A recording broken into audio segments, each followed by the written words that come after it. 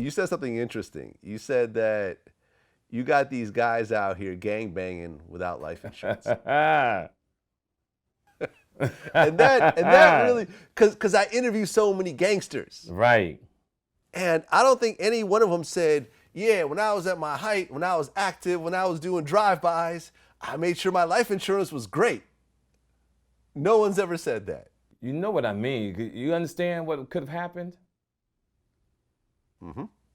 You know how many families would have been set? Yeah. See, some people don't get it. Yeah, yeah. And you talked about some people don't even have funeral insurance. And my father actually just died a couple of weeks ago.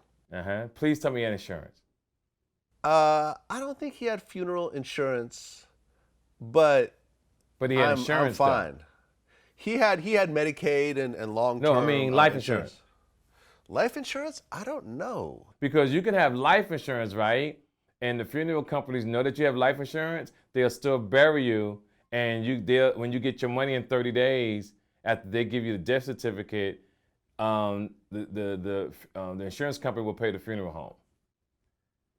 Yeah, I don't know. I cut a check for like $20,000 for his funeral. I just did it right then and there. Okay. I mean, it's my father. Right, understand. I talked to my mother. I said, do you need help? She said yes. I said, okay, no problem. Okay, cool. That's good. I paid for the,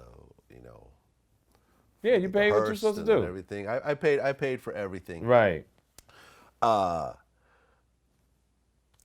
It's my father. It's your dad, yo. That was the least I could do. Yep, it's your dad. But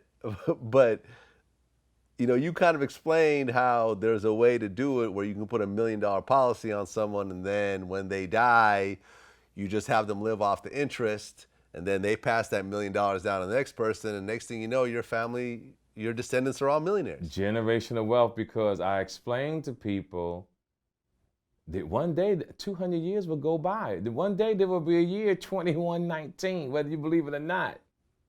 Mm-hmm. You understand. So when I say these stories, sometimes they laugh or they don't get it because they don't look into the future. One day 300 years will go by. I read a while ago that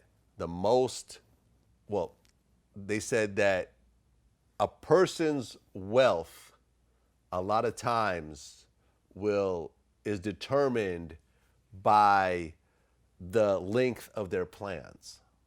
Okay, explain. The richest people, the billionaires in the world, they're all thinking about hundreds of years in the future beyond their death. That's right. Middle class people are thinking a year or two in advance. Right, so true. I'm glad you said that. Hopefully I'll become a billionaire. People who are poor are trying to get to next week. Yes. Because think about how we think, right? I was telling this to somebody the other day. When you go out in the ocean, you see these big-ass yachts. You see the government trying to overthrow other governments and how they will kill for power that we have no idea how it feels. How they knocked down the World Trade Center for power. Mm-hmm. That we can't even comprehend what even happened. Because our mindsets are not even on that level. Here we got to think about millions of dollars, and you got people thinking of billions, trillions, owning countries, owning the oil, the power. And one thing I teach people now, I explain to them, remember one thing, ladies and gentlemen, the government pimps the state pimps the city pimps its people. Period. Yeah. I recently, because right now there's all the protests that are happening in Hong Kong, and China's trying to control Hong Kong, and Hong Kong doesn't want to be controlled. So there's riots, there's people getting shot, there's police officers getting beat up, and whatever else. And I was trying to figure out why China is so adamant about not letting Hong Kong do what it wants to do. Mm-hmm. And I read something that totally changed my whole understanding. Wow, let me hear this. Well, China is a country, right?